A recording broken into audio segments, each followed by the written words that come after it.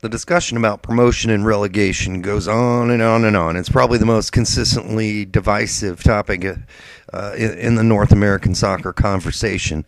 The realist in me knows that the current soccer pyramid framework under the USSF makes the whole pro-relegation discussion moot. And let's face it, the relationship between MLS and the NASL is not a healthy one. In fact, with the Silverbacks in Atlanta likely closing down shop, with the arrival of MLS Atlanta, a second MLS team in New York robbing the Cosmos of even more potential local fans, the inability of the Virginia Cavalry to even launch their team, the St. Louis owners opting for USL over NASL, the nearing departure of Minnesota United going to MLS, the loss of the NASL Oklahoma City franchise, and NASL's inability to find a West Coast team. Well, I mean, I guess you could say the clouds above the NASL as a league are kind of gloomy. Who's the next NASL team to depart for MLS? Is NASL expansion even possible with so many of the potential markets now filled with USL teams affiliated with MLS? And then there is the recent comments from the Don Garber, that MLS is considering expanding beyond 24 teams, and that he even admits he has no idea what the cutoff number would be or will be. Maybe there isn't one. So 5, 10, 20 years down the road, how will this all look? Might all of the relevant NASL teams become MLS teams? What if the NASL can't compete and has to fold? Where do the teams with the great soccer markets like, say, Indy or San Antonio go if they have no league to play in? Would they go to the USL or Major League Soccer? This all gave me an idea a while back. What if MLS keeps growing, maybe into an MLS1 and an MLS2 sort of setup that has some form of pseudo relegation, fake relegation, if you will? What would it look like, and how would it be arranged so the owners wouldn't freak out about the whole idea of being sent down to MLS2 from MLS1? So I think I might have an answer, so hear me out, and keep in mind this is all theoretical, and so are the teams. I mean, who's to say some of these teams will even exist in 10 years? So here's just a potential setup. MLS1 will have its traditional teams, all of the teams that it has now, with 12 in the West and 12 in the East, including the new Atlanta team in the East, the new Los Angeles FC team in the West, etc. And that breaks down kind of nicely, 12 and 12. And then MLS2. These are sort of the theoretical teams that would survive and grow into what would become MLS2 in other markets across North America. Again, all theoretical. Still, what I have are, again, a West and East setup with 10 teams in each of those divisions in MLS2. So let's kind of talk about this for a second. So if there's an MLS2 and there are 10 teams in each of those divisions, how is this all going to work? Well, here's some ground rules. The top team from each division gets into the MLS playoffs as the last two seeds. This is in Season 1 of this transition into what we call MLS1, MLS2. Now, don't freak out yet. There's a reason why this would be okay. The top team from each division will be promoted to MLS1, and this will happen after Season 3 in this transition period. The first 3 seasons of this, it will just happen like it says above, well, where the MLS2 champions from the West and the East simply make the MLS playoffs. And after Season 3, the top team will be promoted. So the top team from the West, MLS2, will be promoted to MLS1 West. The top team in MLS2 East will be promoted to MLS1 East. And likewise, those two divisions in MLS1, the last place teams will go to MLS2, West and East. But how do we make this, have it make any sense? How do you have MLS2 teams making the MLS playoffs? Doesn't seem fair. Well, they're going to be mixed division schedules. So MLS2, the schedule will include the MLS2 teams will play 12 games versus MLS1 teams from the same regional division. So if we go back to that very first map or outline, each one of the MLS2 teams in the West, all 10 of those teams, will play 12 games against one each against the MLS1 teams. So those will be included in their schedule. Also, they'll play 18 games home and away versus their MLS2 regional division. That means the Austin Aztecs and MLS2 West will play Tulsa, Arizona, Sacramento, Edmonton, San Antonio, Oklahoma, St. Louis, Louisville, and Indy, both home and away. They'll also play 8 games versus MLS2 opposition, and that'll be sort of just randomly scheduled. There'll be 8 games, 4 of them will be home, 4 of them will be away. And that will be against, if you're at the Austin Aztecs in this example, would be against 8 of the teams in the East. The MLS2 teams will get a share of the MLS TV revenue. After all, they will be playing 12 games against MLS1 teams, so they should be included in the revenue. Now, a part of this stipulates, part of the stipulation will be that all the MLS2 teams must have a stadium that holds at least 8,000 people by Season 3. And those standards will go up higher by Season 4, and then Season 5, and Season 6. But it'll give everybody the time to build a bigger stadium or build a soccer-specific stadium, and to show the local doubters that soccer's for real. This is no fad, and that people want to go to these games, and they need a bigger stadium.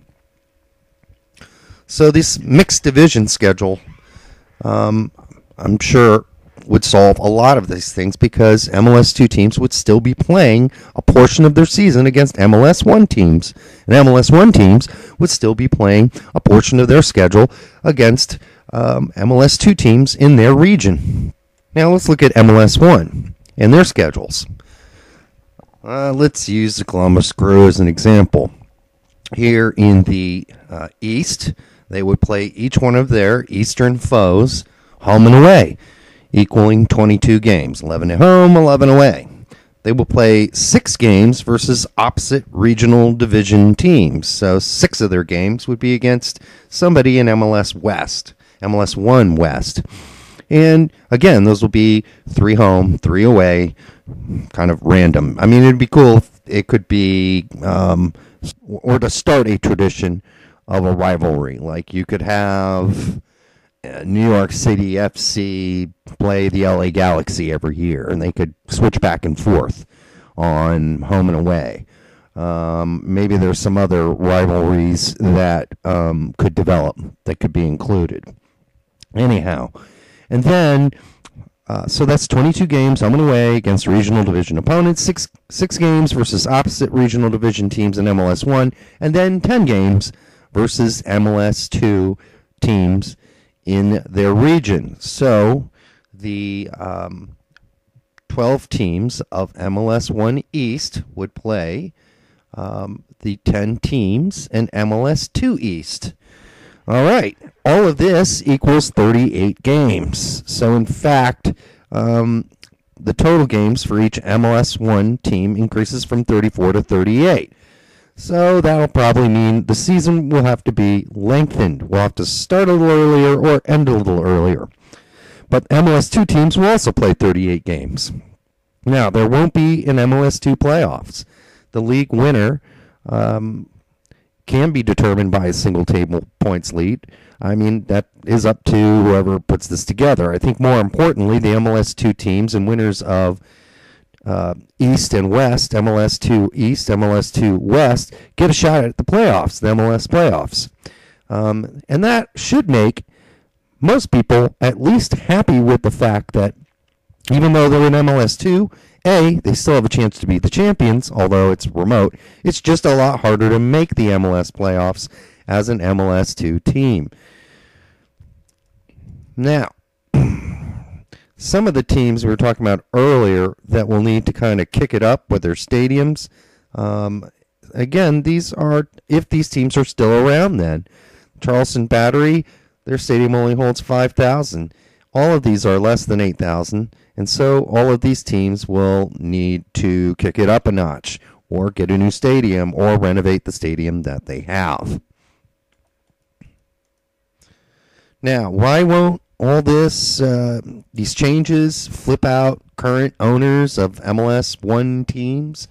Will they flip out about being relegated to MLS2? Maybe.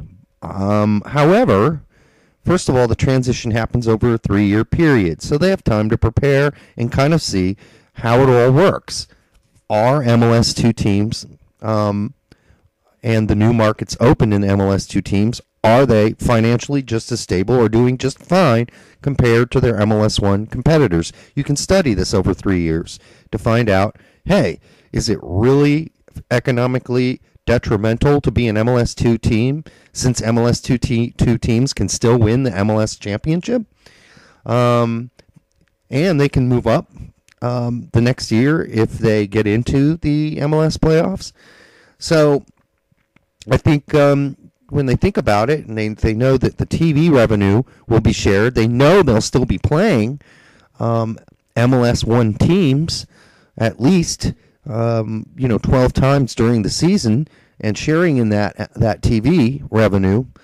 I think it'll make them freak out less. So as I said, number one, MLS2 teams, they can still make the MLS playoffs. So it's not like they're being doomed to some lower rung or being permanently relegated. 2, MLS2 teams can still share in the TV revenue. We just talked about that. MLS2 isn't really relegation. I mean, it is and it isn't. I mean, you still play MLS1 teams throughout the season, and you still make the playoffs and can go back to MLS1. So is it really relegation? Not really.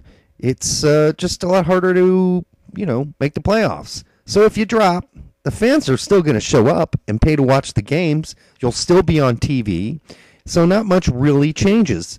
It's just a lot harder to make the playoffs. And it's a lot easier to make the playoffs if you're in MLS1. Because a lot more teams make the playoffs. So let's look at what that playoff system might look like. Again, this is all theoretical. As you can see, we have 6 seeds coming out of MLS1 East. So there's 12 teams in MLS East. Half of them make the playoffs. Whereas, as you can see, winner of MLS2 East, only one of them makes the playoffs, and they have to play the number 2 seed from MLS1. So the likelihood they're going to get by that and then continue on to win the whole thing is small. But the fact is they have a shot at least. It's not like, right now, Tampa Bay Rowdies, they could win NASL, but do they have any chance in heck at getting a one-on-one match for a championship against the MLS current MLS leader? No way is that going to happen unless it's in U.S. Open Cup, which no one watches. And the same thing, as you can see below, you have 6 teams making it from MLS1 West and only 1 team making it from MLS2 West. And you can see the seeding actually really benefits. Higher seeding actually really, in this setup, benefits the winner of MLS1 West and the winner of MLS1 East. Currently, I think a lot of people would say there's really no advantage to winning the league. Having the best record in the regular season right now is meaningless. At least this would actually give the winner of the West and East a bye in the first round. And anyhow, those are some of the basics. Some of the basic ideas I thought, might make for a pseudo promotion and relegation setup and wouldn't freak out owners and make their lives unpredictable and miserable and make their pockets suddenly go empty.